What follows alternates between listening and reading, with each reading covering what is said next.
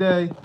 Um, I got a lot of segments scheduled. Obviously, I'm busy. I'm working. It was a long weekend, so I was able to start initiating certain things on the digital front. Um, but this is a very important topic to me. And after like the almost 2 years I've been off of YouTube, there's a lot that I had to discern. There's a lot that was brought to my attention. People that I was still in contact with, and off the strength of Nipsey. It's not some fan stuff or anything like that. No, it's just the higher truth. It's discernment, and quite honestly, we have to follow the paper trail. We have to allow time to take its course and just see what's really going on out here. So I'm going to make it very clear, first and foremost, that there are several individuals that the world or YouTube on the meta, they don't even know who these people are behind the scenes.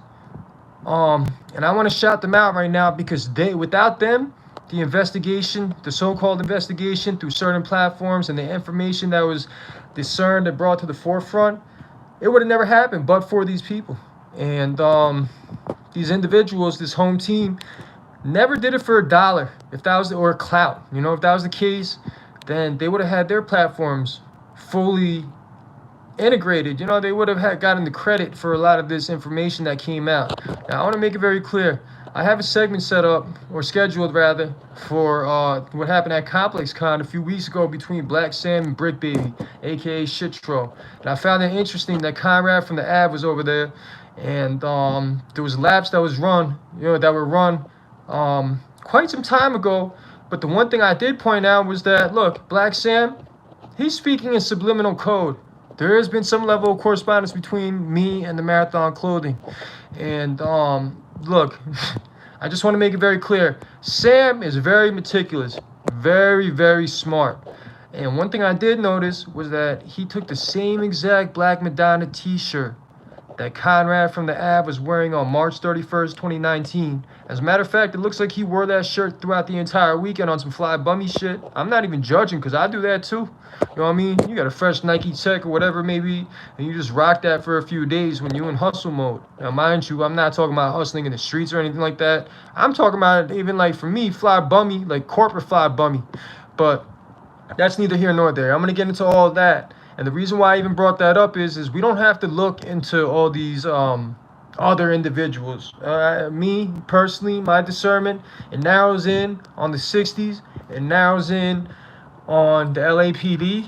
And I'm not really even getting too much to the music industry and all these other synchronicities that there are, because I don't really know if there's anything there, to be quite honest with you. Did people know that Nipsey was a target and that he's liable to get assassinated? Yeah, of course they know that. I mean, come on, man. Like, that's not even up for debate. But did they have an active role in this situation? No. And I think I think part of investigation, inherently in part of investigation, there's going to be an element of that tinfoil hat stuff when you see certain synchronicities or you come across certain information to the point where you're going to question certain people, because there's nobody that's off the table, so to say, right? But over the past, almost 2 years for me specifically, I've been able to cut out a lot of players that just, in my opinion, did not have a role or an active role in the assassination of Nipsey Hussle, Lauren London being included.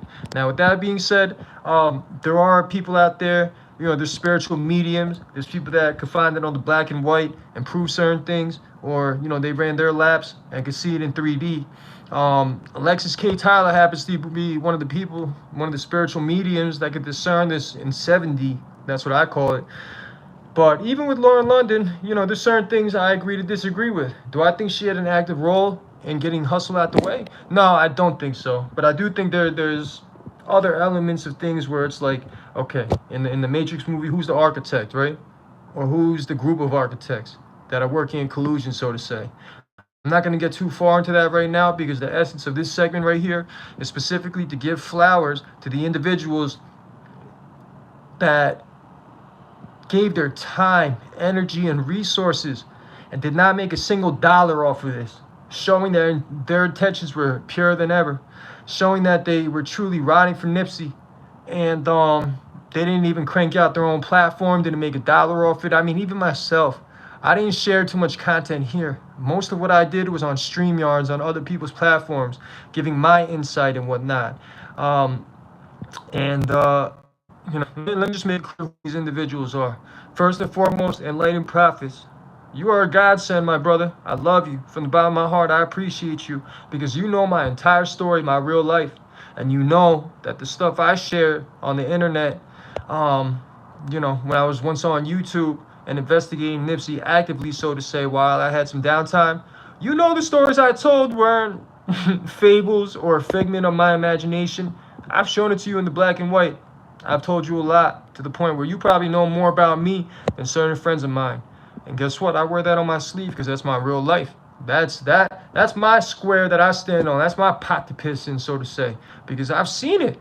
I've dealt with real things in life. I had to overcome certain adversities that, quite honestly, I don't wish upon anybody. Just the way that my family is aligned in our politics and how we're structured in this simulation, so to say, right? So Enlightened Prophets is one of the first ones. He never made $1. Could he monetize right now? Absolutely. Could he have monetized and head cracked with his documentaries on Nipsey, which are by far, in my opinion, by far the best documentaries that are out there, speaking on hustle and objectively viewing all the angles that were kind of either brushed under the rug or they were overlooked in favor of this narrative provided by law enforcement in the state of California, the people of California, that just didn't make sense, right? And Enlightened Prophets is one of them ones that he's not in this for $1. That man is built real different, and I got so much love for him.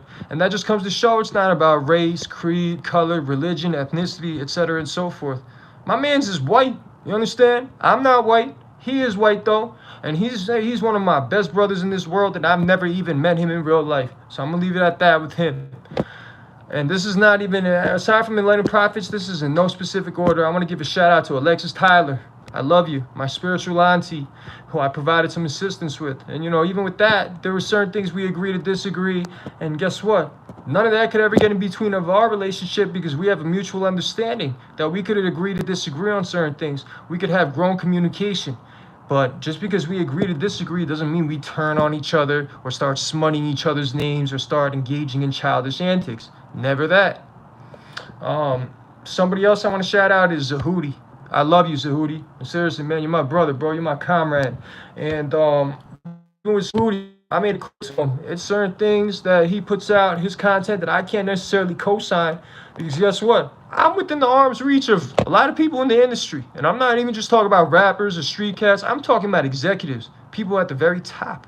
You understand? So even with Zahudi, he's got pure intentions. He doesn't make money off of this.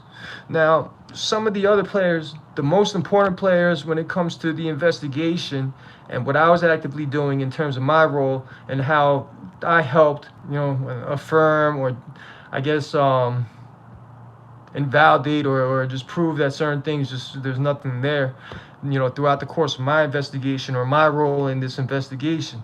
The two females that unequivocally put in the most time, resources, and energy, and most importantly, followed through with the deliverables are Miss Lenny, and Karate Cuz. I'm not even going to call her out by name because I know she doesn't even want, she's got her own personal circumstances and situation. She doesn't even want any sort of fame or notoriety attached to her based on this because it was never about that. Without those two females right there, those two strong women, I'm telling you, more than half the information that has been discerned on the internet, especially on YouTube, when it comes to Nipsey Hussle's assassination or murder, we would have never heard about any of it. I promise you that. Because they were the ones that were really riding behind the scenes. They were the ones that were pulling up all this paperwork, and there is a paper trail to the point where certain content creators, where it was being facilitated through, man, these content creators were sitting on that information and almost hiding game.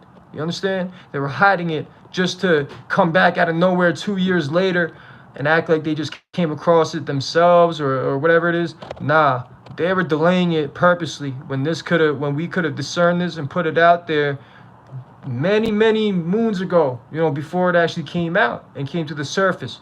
So I want to make it very clear, without Miss Lenny and without Karate Cuz, there would have never been, you wouldn't have seen more than half the information that was out there with respect to Nipsey Hussle's assassination and, the information that was discerned through the investigation.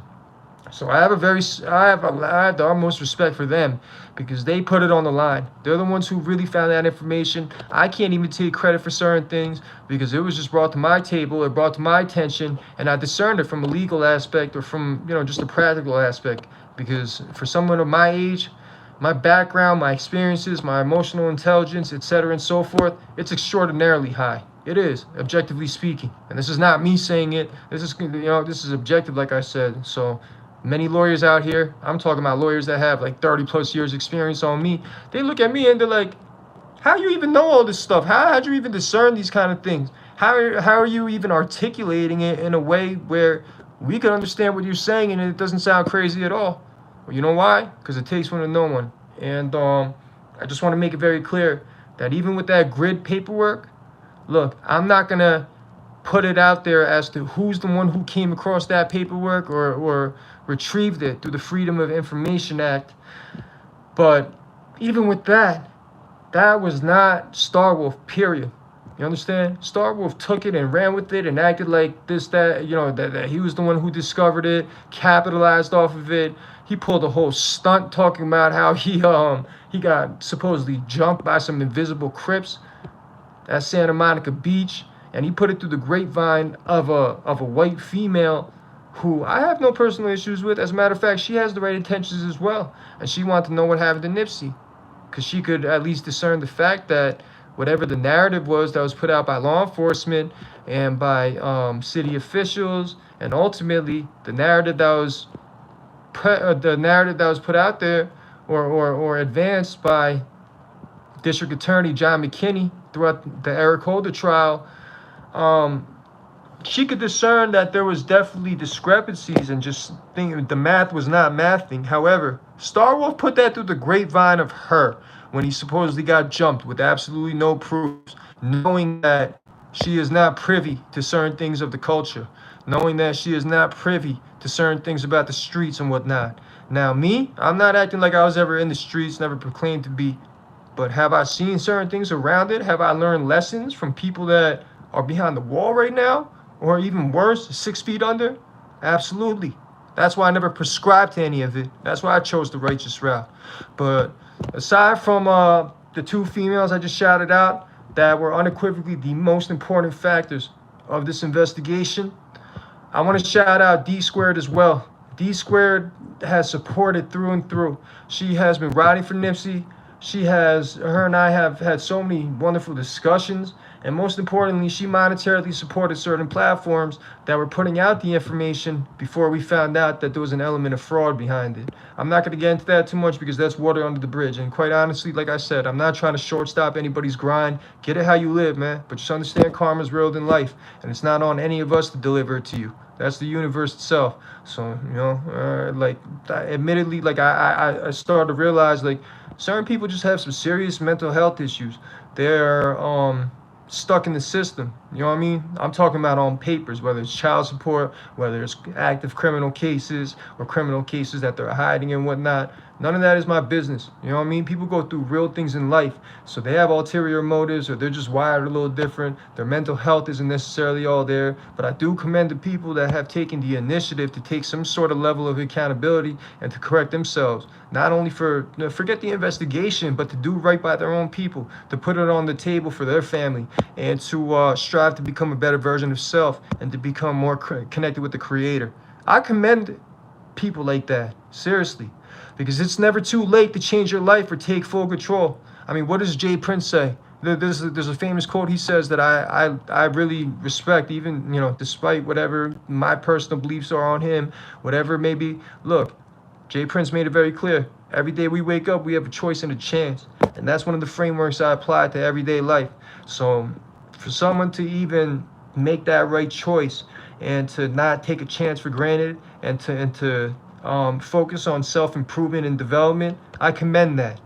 Notwithstanding the other fraudulent activity and the victim that was defrauded for a significant amount of money in which he never received a penny for it to this day.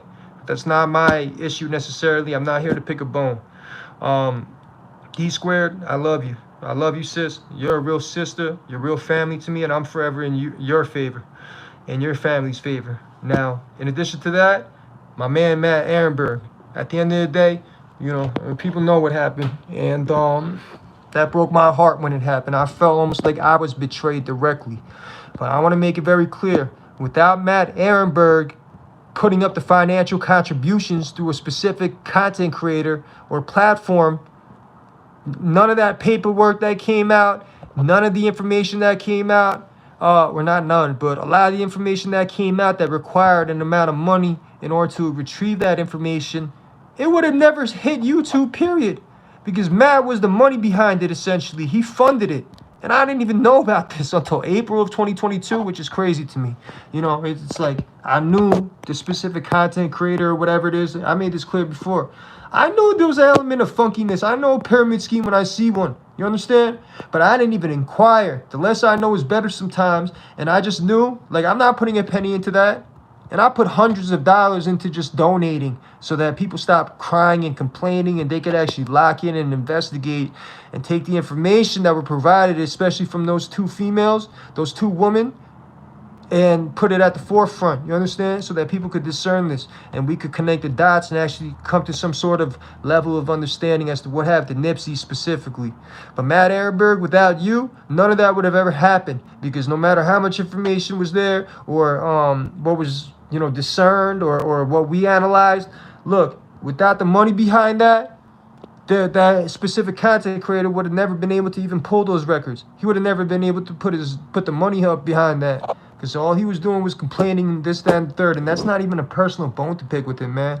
I don't care. Like I said, I commend people for taking control of their lives. It's never too late, right? And I want to make that very clear. So this is me giving my flowers to the individuals who truly were in this Nipsey Hussle investigation and trying to discern the higher truth, what really happened.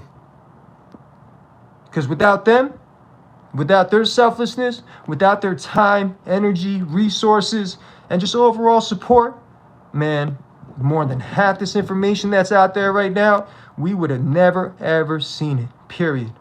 And the scariest part is that you would have had these people on Clubhouse and all these other people with hidden agendas, ulterior motives, and direct ties to some of the individuals who may have known what was going to happen to Nipsey, or may have had an active role in assassinating him or being part of that plot, run with their narratives to the point where nobody even contested, nobody even contests what they say. And that's scary when you think about it. We live in a day and age where people just take things at face value, knowing that the media has ulterior motives as well. You know, sometimes the way that they even pitch things. I mean, there's an agenda to everything. And you have to understand that ultimately, when it's all said and done, it's all about thy intent. And the people that I just mentioned right here, their intentions are as pure as it comes. Because like I said, they never made a dollar off this, period.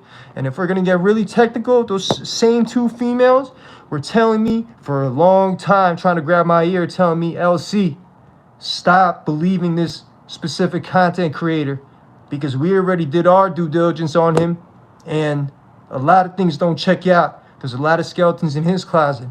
So whatever transpired almost 2 years ago, that was a result of that. But I'm making it very clear that for damn near a year and a half before that, they were telling me this already. So, you know, this is one of those moments where I kind of kick myself and I say, you know what?